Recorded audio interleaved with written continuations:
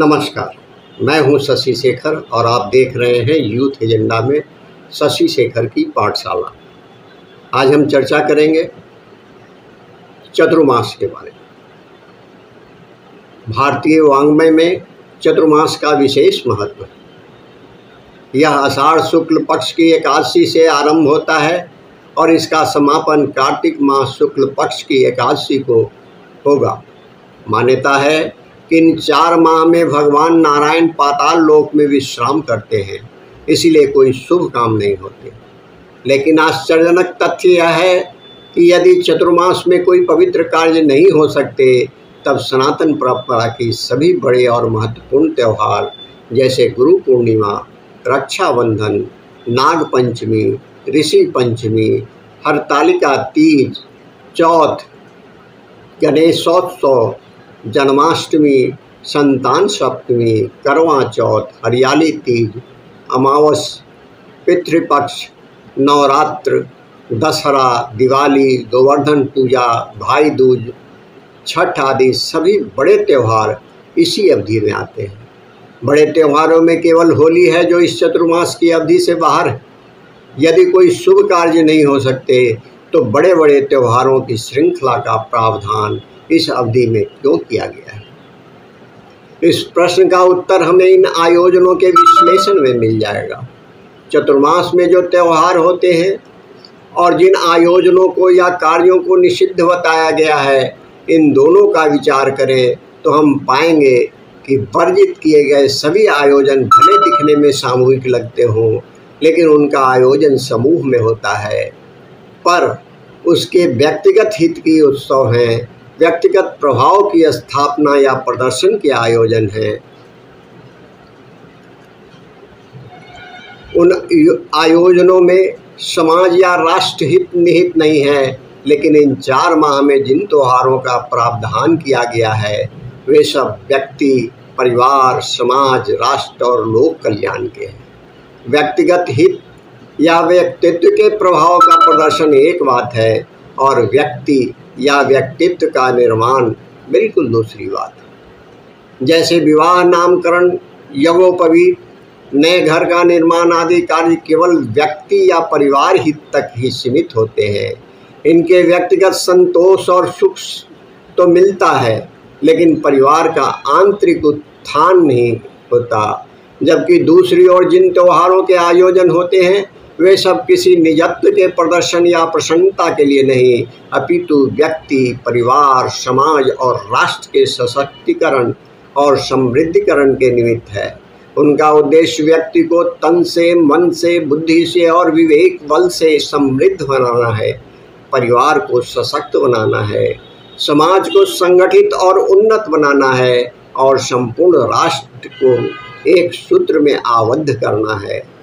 त्योहारों के माध्यम से चतुर्मास की इस अवधि में व्यष्टि से समष्टि तक के एकाकार होने की यात्रा होती है। भारतीय वाङ्मय में कोई उत्सव, कोई त्यौहार अथवा कोई परंपरा यूं ही नहीं होती, उसके पीछे गहरा अनुसंधान होता है। व्यक्ति, समाज, प्रकृति और सृष्टि का अध्ययन होता है और निष्कर्ष से समाज को एकाकार किया जाता है।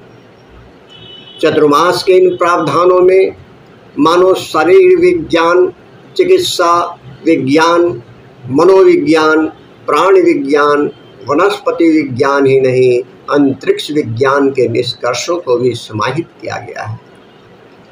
जो बात आधुनिक विज्ञान ने आज कही है उसके निष्कर्ष का क्रियान्वयन भारतीय परंपराओं के प्रचलन अनादिकाल से हो रहा है।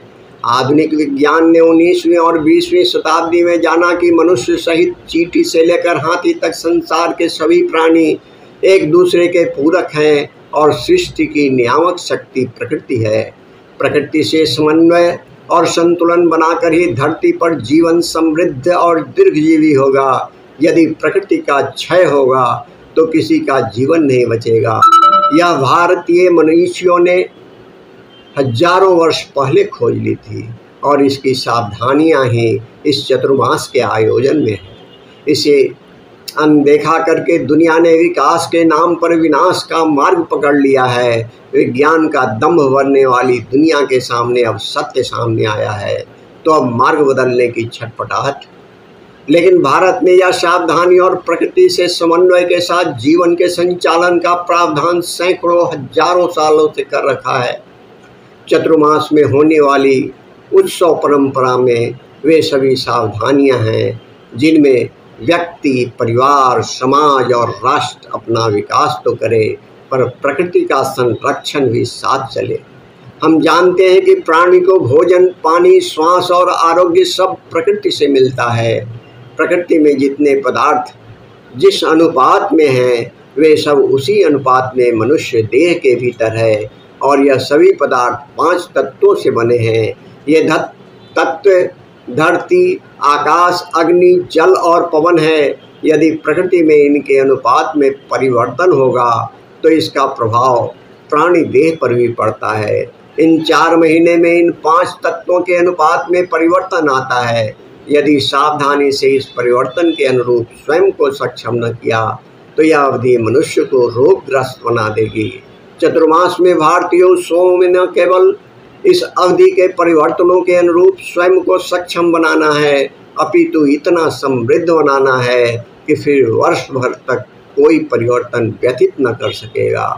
4 माहों की त्योहार परंपरा का नियमन करने पर मनुष्य में शारीरिक, मानसिक और बौद्धिक रूप से सक्षमता तो आती ही है, इसके अतिरिक्त उसका दृष्टिकोण सकारात्मक और सद्भाव से भरा होगा।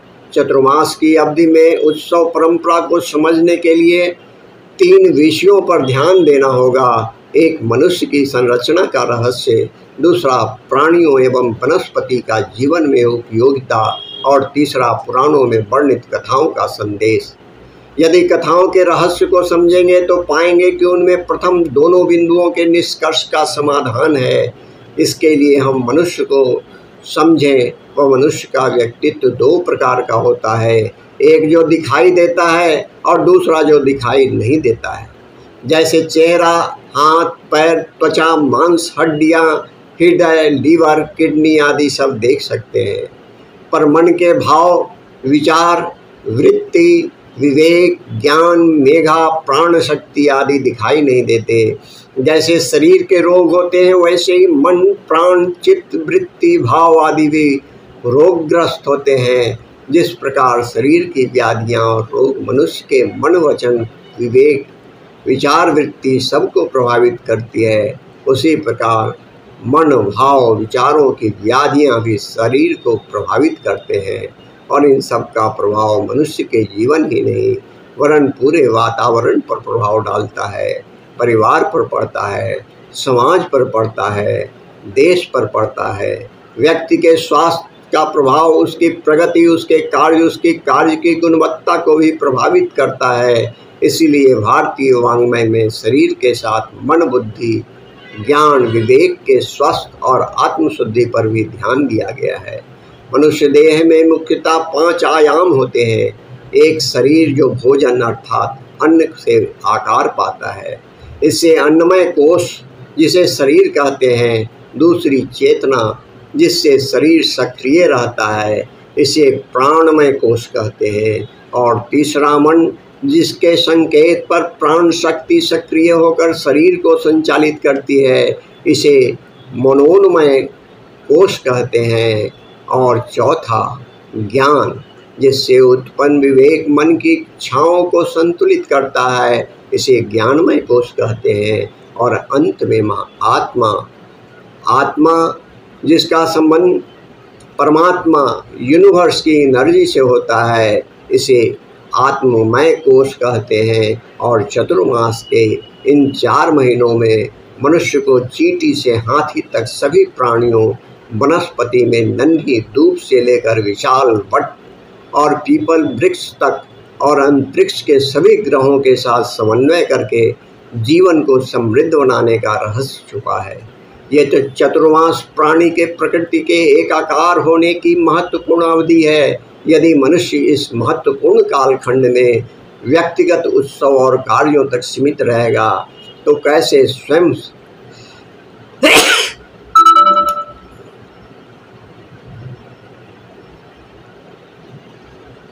स्वयं समुन्नत करेगा, इसीलिए देवशयन की अवधारणा स्थापित कर मनुष्य को व्यक्तिगत प्रसन्नता के आयोजन से ऊपर उठकर व्यक्तिगत, पारिवारिक, सामाजिक और राष्ट्रीय उत्थान और साधना से जोड़ा गया है। आधुनिक विज्ञान भी अनुसंधान के बाद भारत की इस परंपरा के प्रावधान से आश्चर्यचकित है कि यदि इन 4 माह में निर्देशित चर्या के अनुकूल जीवन जिया जाए तो प्राणी पूरे वर्ष भर निरोग रहेगा, सशक्त रहेगा और आत्मविश्वास से भरा रहेगा। उसमें अद्भुत रोग प्रतिरोधक क्षमता विकसित होगी। परिवार, समाज और राष्ट्र एक सूत्र में बना रहेगा। दूसरा विषय पुराण कथाओं का आता है। पुराणों के अनुसार चतुर्मास में देवशयन परंपरा का आरंभ सतयुग में राजा बलि के समय हुआ था। राजा बलि महर्षि कश्यप के वंशज और पुराण प्रसिद्ध हिरण्यकश्यप के प्रपौत्र थे। मान्यता है कि भगवान नारायण ने वामन अवतार में राजा बलि से धरती मांगकर उन्हें पाताल भेजा और स्वयं 4 माह उनकी रक्षा का वचन दिया। इसलिए भगवान इन 4 महीने की अवधि में धरती पर नहीं रहते। अतएव कोई शुभ कार्य नहीं करना चाहिए। हमें पुराण कथाओं के कथानक और उनमें वर्णित घटनाक्रम में नहीं उलझना चाहिए। इन कथाओं में संदेश होता है, ठीक वैसा संदेश जैसे कबूतर का चित्र दिखाकर क पढ़ाया जाता है या एप्पल का चित्र दिखाकर ए समझाने का प्रयास होता है, वैसे ही पुराण कथाओं में प्रतीकों का जीवन दर्शन है, मनुष्यों को श्रेष्ठ बनाने के सूत्र हैं। हमें उन सूत्रों को समझना चाहिए। चतुर्मास के 30 त्योहारों के माध्यम से जो क्रम निर्धारित किया गया है वह अद्भुत है, अविस्मरणीय।